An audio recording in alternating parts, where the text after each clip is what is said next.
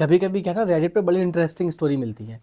तो अभी recently Reddit पे एक पोस्ट पढ़ा था, उसमें लिखा था कोई पेरेंट्स हैं, उन्होंने अपने सन के बारे में लिखा, बेटे के बारे में, कि उनका बेटा जो है 3rd ग्रेड में है और उनकी जो मैडम थी, उनकी मैडम ने उनको ये पढ़ा दिया कि 1/0 इज़ ज़ीरो। 1/0 जो है वो ज़ीरो होता है इसका आंसर, ये पढ़ा दिया। अब क्योंकि भाई पेरेंट्स को पता था, थोड़ी बहुत मैथ जानते थे, और तो उन्होंने क्या कहा, उन्होंने मेल किया मैडम को कि मैम 1/0 तो ज़ीरो नहीं होता, इज़ नॉट ज़ीरो। ठीक है, और उसमें प्रिंसिपल साहब को टैग कर दिया। अब प्रिंसिपल साहब का रिप्लाई क्या आता है, आप सुन के शॉक हो जाएंगे। वो कहते हैं कि शी इज़ करेक्ट, मतलब अपने टीचर के बारे में कहते हैं भैया ये ठीक है, 1/0 ज़ीरो होता है। समझ रहे हो आप? तो वो बाद में बात करेंगे हम टीचर के बारे में और प्रिंसिपल साहब के बारे में, उसमें बाद में कमेंट करेंगे, अभी कोई कमेंट नहीं।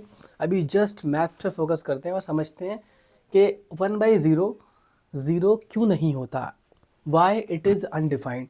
और मैं बेसिक 3rd ग्रेड की बात कर रहा हूँ, मैं कोई कैलकुलस यूज़ नहीं करने वाला, बेसिक समझाऊंगा आपको। ठीक है, तो आप मुझे खुद बताओ, अगर बच्चों हम 8/4 करते हैं, है ना, 8/4, ठीक है, फर्स्ट चीज़ 8/4, तो इसका मतलब ये हो गया सर, ये 8 अंदर जाएगा, 4 से डिवाइड हो जाएगा इस तरीके से, और 4 को कितने टाइम्स मल्टीप्लाई कर दें, क्या आ जाए, 8।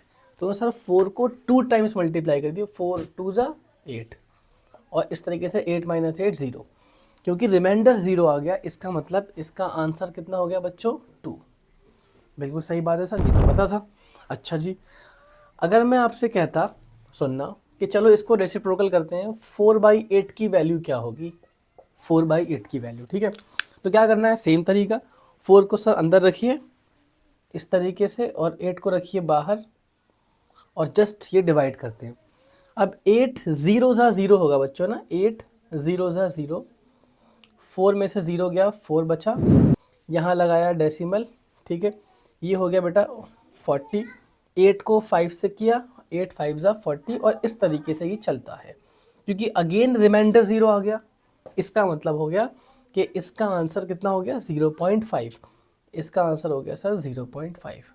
ठीक है, अब समझना, जो इंटरेस्टिंग बात है वो समझना है। ठीक है, अगर मैं आपसे ये कहता, ठीक है, कि 0/1, ठीक है, कन्फ्यूजन इसमें होती है ना, हो सकता है मैडम को लगा हो कि 1/0 को 0/1 समझ लिया हो, आंसर दे दिया हो, या कुछ और भी हो सकता है, उसके भी बाद में बात करते हैं, यहाँ फोकस करते हैं 1/0 का आंसर क्या होगा। ठीक है, तो देखो सिंपल, आपने क्या किया, 0 रखा यहाँ पर, यहाँ 1 रखा, 1 को कितने टाइम्स मल्टीप्लाई कर दूँ 0 आ जाए, सर 1 को 0 टाइम्स मल्टीप्लाई करो, 1 0 से 0, और ये अगेन रिमाइंडर 0 आ गया, इसलिए इसका आंसर कितना हो गया, 0।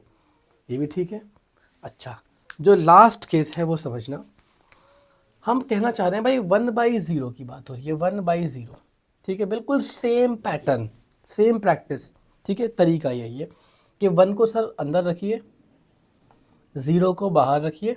ठीक है, अब बताओ 0 को मैं कितने टाइम्स मल्टीप्लाई कर दूं कि 1 आ जाए, क्या 0 को 5 टाइम मल्टीप्लाई करने पे 1 आएगा क्या, 0 5 ज़ा 0, माइनस किया अगेन 1, रिमाइंडर तो 0 हुआ ना।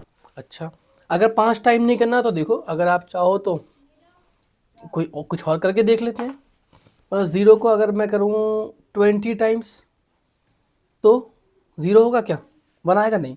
कितने भी टाइम्स मल्टीप्लाई कर लो भाई, कभी भी जो है रिमाइंडर 0 आ ही नहीं रहा। ठीक है, अगर रिमाइंडर 0 नहीं आ रहा बेटा, तो क्या इसका आप आंसर निकाल सकते हो क्या, है ना, क्या इसका आंसर आ सकता है, नहीं, क्योंकि सर रिमाइंडर 0 ही नहीं हो पा रहा। आप कभी भी यहाँ 20 रखें, 5 रखें, 6 टाइम मल्टीप्लाई करें, तो कई सारे क्वेश्चन टल, लेकिन रिमाइंडर 0 नहीं हो पा रहा। इसीलिए हम बोलते हैं कि 1/0 इज़ अनडिफाइंड, कि डिफाइन ही नहीं है, नॉट डिफाइन है। ये बात समझ में आ रही है? कोई कमेंट नहीं करना, ना प्रिंसिपल सर के बारे में, ना टीचर के बारे में। हो सकता है उनकी मैडम ने, सर ने कुछ ऐसा पढ़ा दिया हो, या फिर बहुत पुराने टीचर हो, उनको जस्ट याद ना हो, कुछ भी हो सकता है। नो कमेंट्स, सिंपल सा सॉल्यूशन है बेटा, ऐसे बच्चे को उस स्कूल से मूव करवा के दूसरे स्कूल में एडमिशन दिला दो, खेल खत्म।